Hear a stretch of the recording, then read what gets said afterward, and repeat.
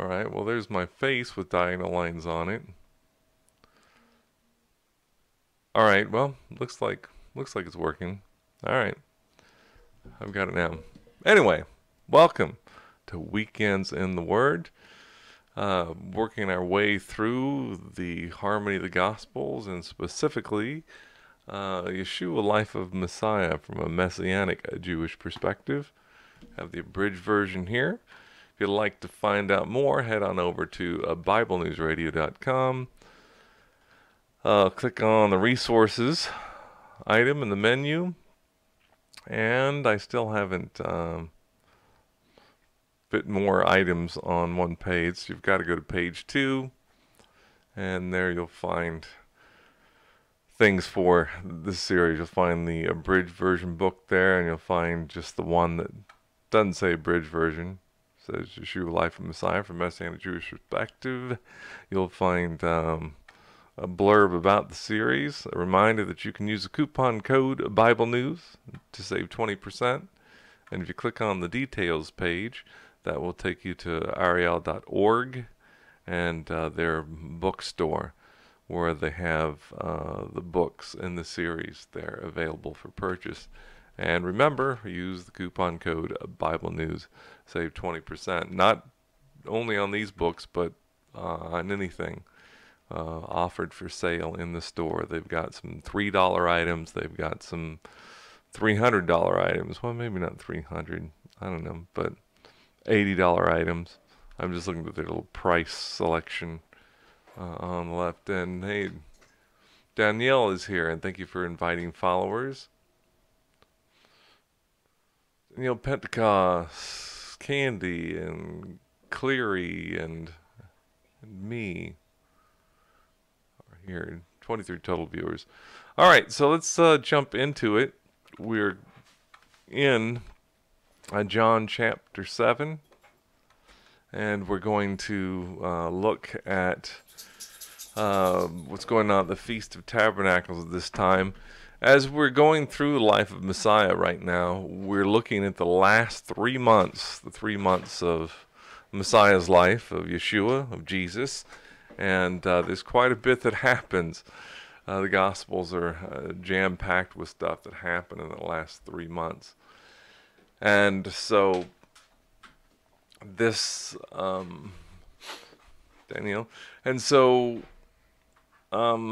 anyway, this is the Feast of Tabernacles, and these, and occurring in the fall, and then going up to the Feast of Hanukkah, or the Feast of Lights, in December time frame. And just as an FYI, tomorrow is the first night of Hanukkah. Jonathan Coe, welcome to the broadcast. Dr. Fruchtenbaum talks about some really interesting things. Yes, Yeshua was killed during the Passover. Indeed.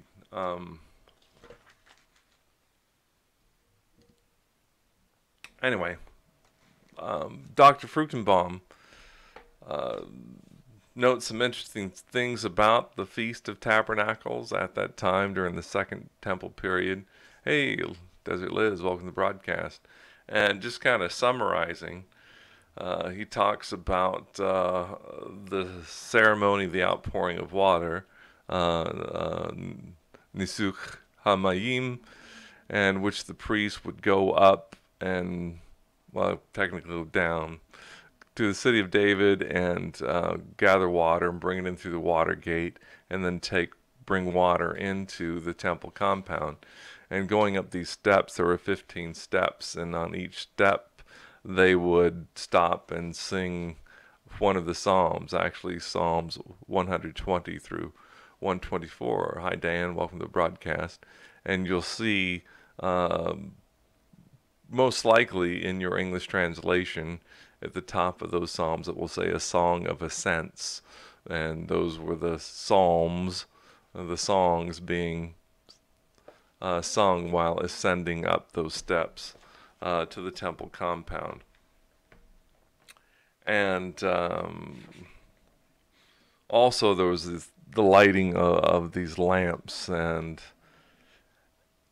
anyway, large lamps that would illuminate a large area, but the water was associated with the Holy Spirit, outpouring of the Holy Spirit, prophesied by many of the Old Testament prophets that would happen in the last days, and then the light being representative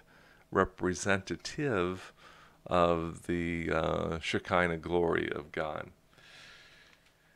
Anyway, you may recall that where we last left off, Yeshua was, his brothers, half-brothers, had challenged him to go down to go up to the feast in a demonstrative way, being familiar with Zechariah 14, which associates the revelation of the Messiah with the Feast of Tabernacles, and but not believing. It says they didn't believe, and they basically challenged him, hey, if you're going to show yourself as Messiah, this is the time to do it, because all of your followers or would-be followers, that's when they'll be expecting it, the Feast of Tabernacles. You should go. And he said, I'm not going up, I'm certainly not going up at your command. I'm not going to go up in that way. And he went low-key.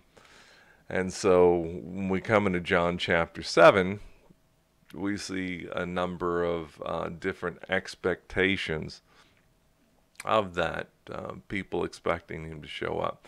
So let's get into it prayerfully. Father God, thank you for your goodness, your grace, your mercy, and every good and perfect gift that you lavish upon us. Lord, I know I'm so unworthy, and you're just completely gracious, and your gifts are marvelous, including this, your word that's been preserved throughout the ages. Pray that you would give us all eyes to see and ears to hear the things that you have for us. Use this time now for our good and for your glory. We ask it in the name of Yeshua, our Messiah. All right, so we're reading John chapter 7, picking up verse 11. So the Jews were seeking him at the feast and were saying, where is he? Now, in this chapter, this passage, we're going to see the term Jews. Hey, thanks for the super heart, Melly. You're going to see the term Jews a number of times, but used in different ways. Just like we might use a particular classification in different ways. Trying to think of examples of that. Well, we might say kids. The kids, okay, we could be referring to, if we're, the church nursery, we talk about the kids, we're probably talking about the infants or maybe some toddlers. Or, if you're with people my age, above 50, and we start talking about, we say, well, kids these days, we're probably talking, probably 18 to 25 maybe, when we talk about kids. And, depending on the context where it is, we say kids. Very rarely in the U.S. we'll be referring to juvenile goats. But, we can use a term like that in multiple ways. And so we'll see, as John is here, just within a space of a few sentences, he's using Jews differently, and it's clear from the context that he's using the term differently. So right, so the Jews were seeking him at the feast.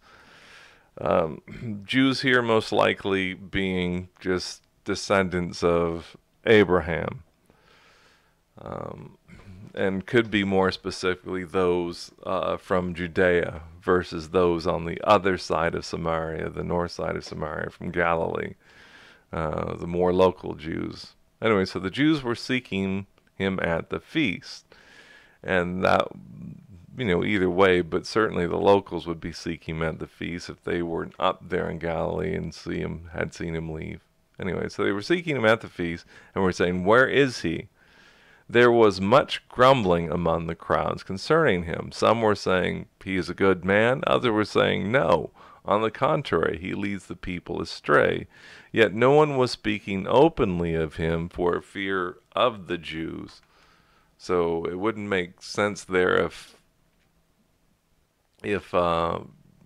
Jews meant the same thing in both verses. How could the Jews were they're seeking him and they're talking with each other for fear of the Jews? They're afraid of themselves.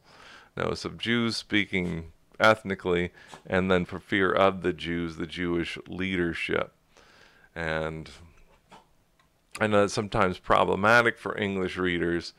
They'll talk about the Jews persecuting Yeshua or Jesus, and they'll categorize it as all Jews, all ethnic Jews, and become anti-Semitic or something.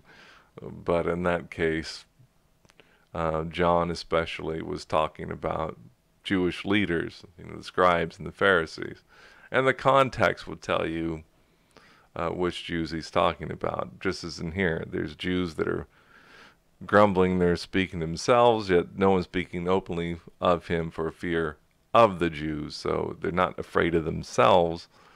It's the ethnic Jews and the Jews who are the religious leaders. Anyway, verse 14. But when it was now in the midst of the feast, Jesus went up into the temple and began to teach. The Jews were astonished, saying, Jews again, "How has this man become learned, having never been educated?" So Jesus answered them and said, "My teaching is not mine, but him who sent me. If anyone is willing to do his will, he will know of the teaching, whether it is of God or whether I speak of myself. He who speaks from himself seeks his own glory, but he who is seeking the glory of the one who sent him, he is true, and there is no unrighteousness in him." Now, just as an aside, the casual reader and see this, you crazy Christians who will say that Jesus is God, or Jesus has divinity. Right here, he's obviously making a distinction between himself and God. Because he says right here, whether it is of God or whether I speak of myself. Certainly he's making a distinction between the two. However, he makes it clear that who sent him. My teaching is not mine as an individual, but his who sent me. And he's not talking about that, I felt led of God. Language is particular, as one who is sent as like an ambassador or an emissary. If anyone is willing to do his will, he will know his teaching, whether it is of God or whether I speak myself, whether this is something solo or this is something of divine origin. And those who seek to do his will, they'll know that Yeshua is doing his will. He who speaks from himself seeks his own glory, but he who is seeking the glory of the one who sent him, he is true, and there is no unrighteousness in him. If Yeshua is not making himself divine, he's certainly making himself unique, that he's seeking the glory of the one who sent him, again, in a specific emissary, ambassador kind of sense. And really can't tell from the English, but the Greek, he's talking about himself, that there's no unrighteousness in himself. He refers to himself that he is seeking the glory of the one, God, that sent him, i.e. myself. He is true, and there's no unrighteousness in him. He's talking about himself. It's awkward in the English, but so if Yeshua is not making himself out to be divine, but seeking the glory of the one who sent him, and he's true, and there's no unrighteousness in him. He's certainly being braggadocious to say that basically his essence is truth, and there's no unrighteousness in him at all, none. So that's quite the claim. Sounds divine to me. And again, not clear in the English translation, but the Greek makes it clear that he's speaking of himself, who seeks the glory of the one who sent him, again in a very specific sort of sense, that he, Yeshua, the Messiah, he's true, and there's no unrighteousness in him. Sounds pretty divine to me. He's just making it clear, I'm just not any ordinary guy seeking glory for himself, that I'm part of, I am part of divinity, I'm part of the Godhead, I'm doing this in cooperation with God as an ambassador, a heavenly ambassador, if you will, one sent directly, specifically from God, and one who's true and with no unrighteousness. And amen indeed. And so, and this follows right after Yeshua had healed a man on the Sabbath day. And so we get this interaction here. Verse 19, did not Moses give you the law, and yet none of you carries out the law? Why do you seek to kill me? The crowd answers, you have a demon. Who seeks to kill you? And so, whereas before it was just the leadership, the religious leadership, that was accused him of being demon-possessed, which was that unpardonable sin, that blasphemy against the Holy Spirit, which resulted in him coming apart from the public, starting to speak in parables, only responding, only doing miracles and healings in response to someone seeking it. The witness and presentation to the nation of Israel as a whole was done when the religious leadership, on behalf of the nation, outright rejected him to nth degree. He cast out demons by the prince of demons, or the ruler of demons. That's how far they'd go to dismiss him, discredit him, reject him. And he's basically, okay, I'm done, and then this different.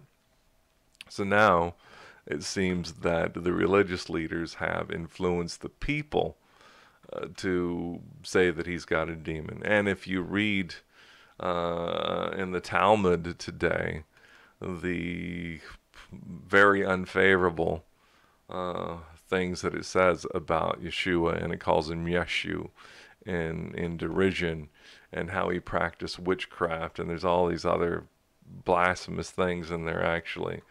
And so that stuff carried on for centuries, this accusation that he was somehow demonic and exercising witchcraft, and that's why he was crucified, the Babylonian Talmud tells us.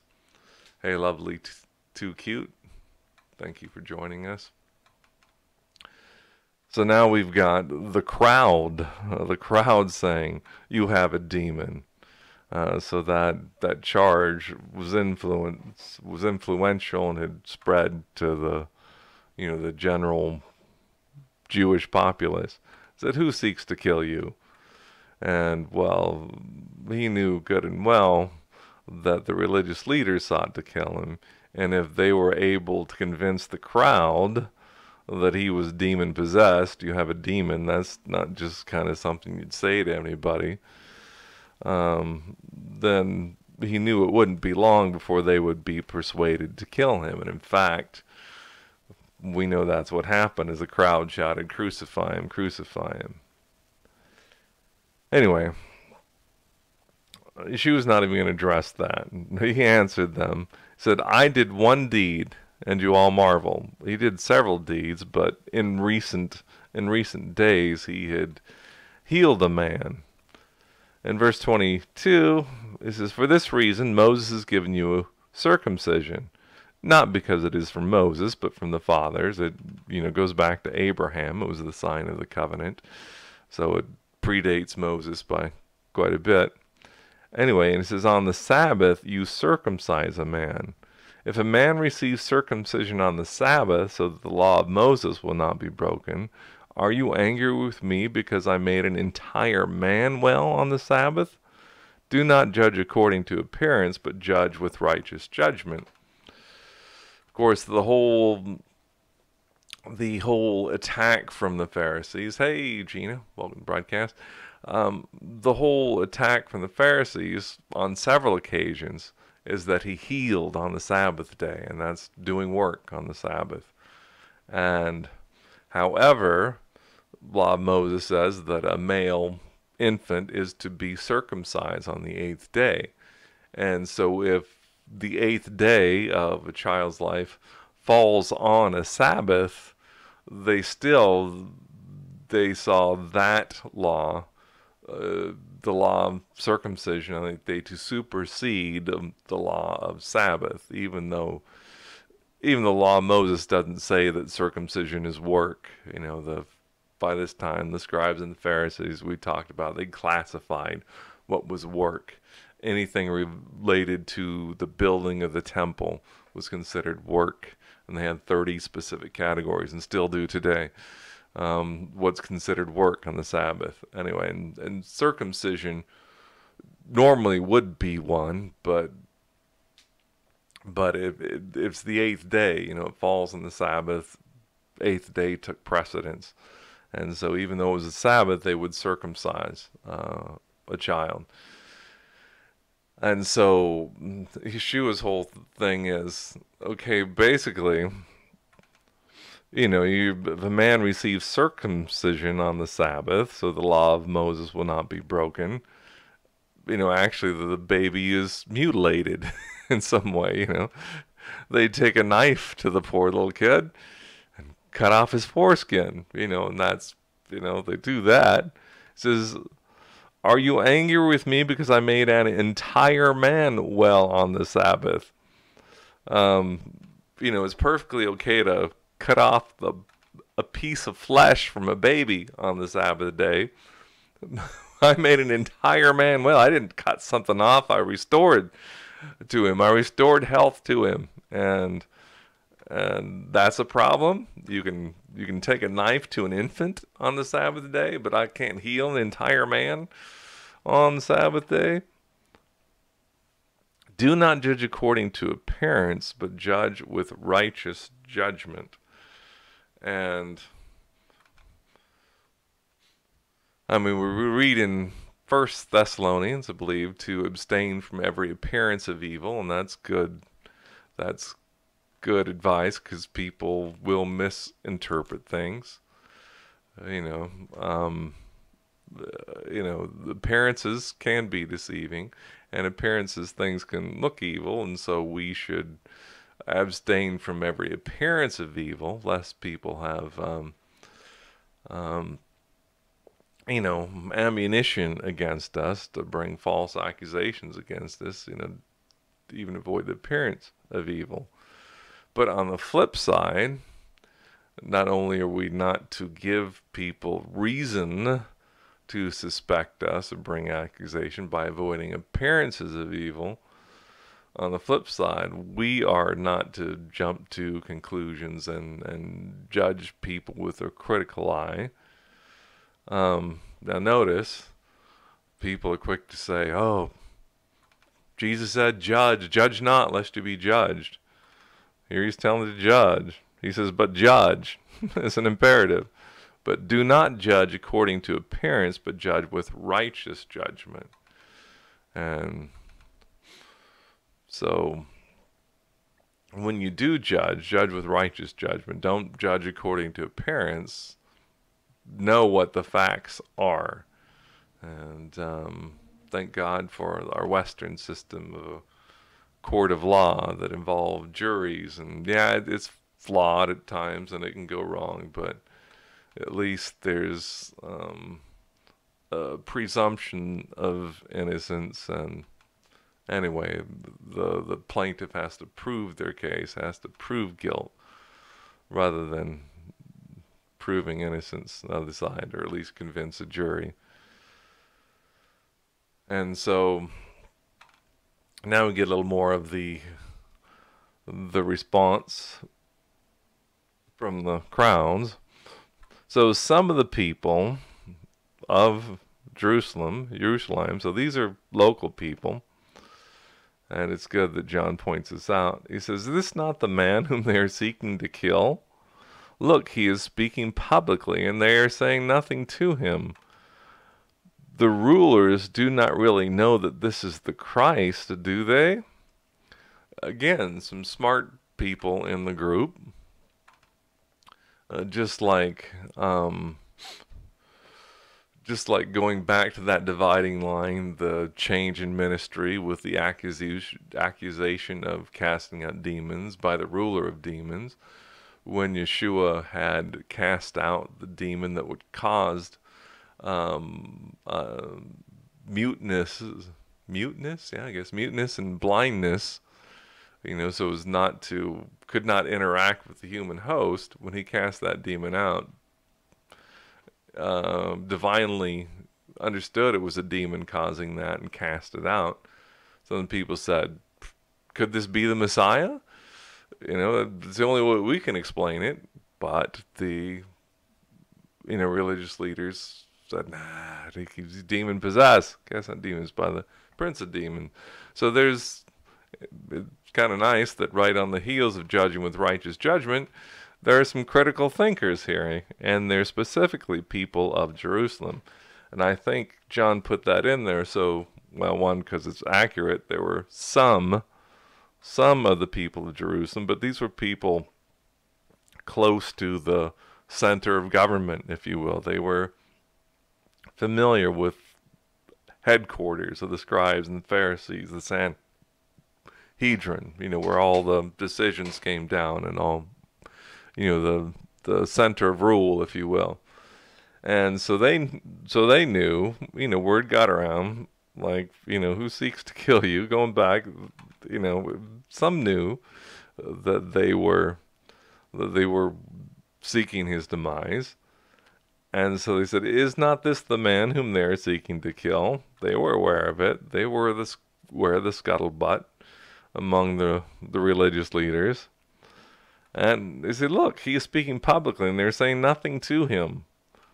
Okay, they want to kill this guy, and here he's not hiding in a back alley. He's not in his bunker or anything. The man's standing right out here in public. There's plenty of opportunity to grab this guy. And they, what we heard was they were seeking to kill him, and now he's speaking publicly. He's standing right here. Nothing to stop them from coming after him. So like, the rulers do not really know that this is the Christ, do they? Maybe they figured out that this is the Messiah. I mean, if they want to kill him, here's the chance, not doing anything. Maybe they come to figure out he's the Messiah. However, we know where this man is from, but whenever the Christ may come, no one knows where he is from. And so, not sure where they got this idea that no one knows where he's, when Christ comes, when Messiah comes, no one's going to know where he's from. I think that's because maybe they were confused about the numerous prophecies. In Micah we read, out of the Bethlehem Ephrathah, the lower Bethlehem, there was one further north, but though you be little, out of you shall come one who shall rule the nations, whatever. So coming out of Bethlehem, and then, but the prophecies also say that he'll be called a Nazarene, and then Hosea and a messianic prophecy says, out of Egypt I've called my son. So they're probably looking ahead. Well, Egypt, Bethlehem, Nazareth. I mean, they can't all be right. So who knows where he's coming from? But of course, as we know, they were all right. He was born in Bethlehem. His family was from Nazareth, and they returned there, and he was considered uh, a Nazarene from Nazareth. And of course, right after he was born, they took, a couple years after he was born, his family, his parents, mother, and stepfather, I guess, took him to Egypt for safety, and then returned from Egypt. So they were all right. All the prophecies were true. Imagine that. But those studying them probably maybe concluded, because they seemed contradictory, that no one would know where he's from. So they figure, since they know that Yeshua is from Nazareth, from the Galilee in a broader sense, we know where this man is from. But somehow they had this idea that they wouldn't know where the Christ would come from. Then Jesus cried out in the temple, teaching, saying, "You both know me and where I am from, and I have not come of myself, but he who sent me is true, whom you do not know. I know him because I am from him, and he sent me." Now there's a big thing. I am from him, and he sent me. So there's kind of two things going on. You both know me and know where I am from. You know me in a physical sense. You know my sort of family history, but you should also know me in a spiritual sense, in a divine sense, because everything I've been doing, everything I've been saying, is evidence that I am Messiah. But the problem is, you don't know the one who sent me. You don't, for you it's just tradition and religion concerning God. You don't have a relationship with him, and so you don't recognize the Messiah who he sent. I have not come of myself. He's come, but not of himself. Again, it's in cooperation with the Godhead, divinity. But he who sent me is true, whom you do not know. And that's why you're confused. If you knew him, you'd know me. Brings me back in my mind to John chapter 14, where Philip tells Yeshua, he says, "Show us the Father, and that will be enough for us," or "that will sufficeth us," I think it says in the Old King James. And Yeshua says, "Have I been with you so long, Philip, and yet you have not known me? He who has seen me has seen the Father." If you knew the Father, then you'd recognize the Son. But these folks didn't know the Father, so they didn't recognize the Son, whom you do not know. I know him. It's pretty bold, saying, well, you don't know God, but I do. Even more bold, because I am from him. Boy, that's saying a lot. That, basically I came from heaven. I came from heaven, and he sent me. I know him, I'm from him, and he sent me. If that's not a claim to divinity, I don't know what is. And so they were seeking to seize him, and no man laid down hand on him, because his hour had not yet come.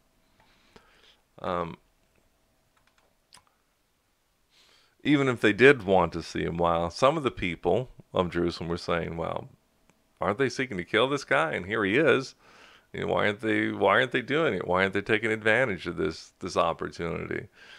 Do they really know he's the Christ, and they're just kind of give some sort of, smoke screen, and they're gonna embrace him and announce him as Messiah? They know. But here we see that, well, even if they wanted to, and apparently they did want to seize him, So they were seeking to seize him, but no man laid his hand on him because his hour had not yet come. Um, as we read in Job of God, none of his purposes can be withheld from him. If you know, Scripture is replete with, in the fullness of time, or at an appointed time, that God opens doors that no one can shut, and shuts doors that no one can open. When it comes to his his perfect will, there's nothing anybody can do about it. So they were seeking to lay hands on him, were seeking to seize him, but his hour had not come. It wasn't time yet, and so it wasn't allowed. But from this interaction, we see, but many of the crowd believed in him, and they were saying, when the Christ comes, will he not perform more signs than those which this man has?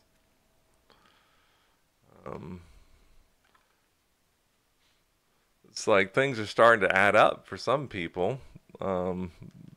Even though the things he's saying is, hey, you don't know God, and you're seeking to kill me, and not very flattering things. Not, it's before Dale Carnegie. When it comes to winning friends and influencing people, he wasn't following the rules, and yet people hearing this interaction and seeing his activities, they're like, hey, when the Christ comes, he will not perform more signs than those which this man has, will he? I mean, why not accept him as Messiah? I mean, it all adds up.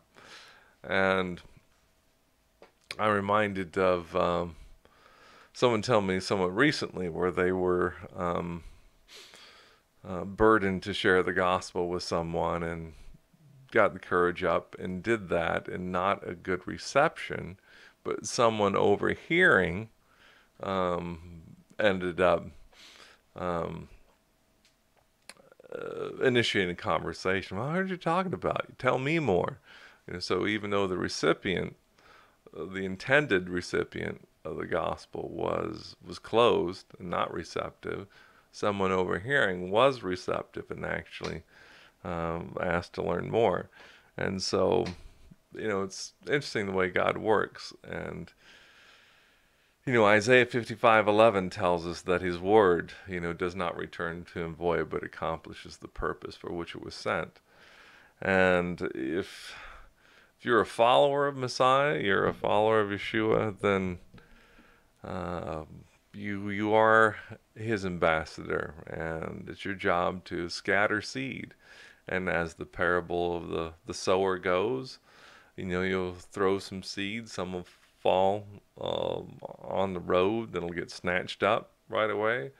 Some will fall among the rocks where it'll spring up right away, but because it has no depth of earth, wither away. Some will grow up among thorns, where basically the cares of this life choke it out. But some falls on good soil, and yields and yields fruit. Some 30, some 60, some 100-fold. And so, keep in mind when we're sharing spiritual things with someone, even though it's not received well by the people we're sharing with, there could be someone overhearing that ultimately who it's intended for. We may think, well, I'm going to say this to this person, but perhaps someone overhearing, it's going to make a change in their lives, have an impact on them. So, here there were crowds, some saying, well, where is he? He's not going to show up here, is he? Well, he's a good man. No, he leads the people astray. And some are saying, you have a demon, and, who seeks to kill you? And then we got some of the locals saying, well, hey, they we know that these guys want to kill him, and they're not doing anything. Maybe they realize he's the Messiah. And then she was saying, hey, you don't know God. If you did, you'd know me. And then there's this group. Many of the crowd believed in him, saying, wow, when the Christ comes, will he not perform more signs than this man has? Will he? So, there are many of the crowd, it tells us, believed. They were overhearing, watching, and then they came to faith as a result. As Paul told the Corinthian church, one plants, one waters, but God gives the increase. It's not up to us. We're certainly not in control of the outcome of the seed that we scatter. And so you just never know. If you're out there scattering seed, if you're sharing the gospel, you're talking about spiritual things, then you're successful. Because you're putting the word out there, and then whatever comes of it, that's up to the Lord to do as He will with it. And you just never know who's out there and overhears. And if you take a stand for righteousness, some will get offended, but there could be somebody watching your behavior, and it will lead them to faith. Anyway, I'm going to stop it there from now. We're going to get into, because this was the middle of the feast, and we're going to tomorrow evening, Lord willing, getting into the latter half of Tabernacles, because this here we read in verse 14 that it was in the midst of the feast. So tomorrow we'll be looking at toward the end. In fact, John goes to record about on the last day of the feast and what happens then. So I will all let you all go now. Thanks for hanging out with me. Appreciate it. Thanks for sharing this time with me. I do pray that the Lord bless you, the Lord keep you, make His face to shine upon you, be gracious unto you, lift up His countenance upon you, give you peace, and Lord willing, we'll be back together virtually tomorrow evening around 7:30 p.m. Central for the next weekends in the Word. Good night.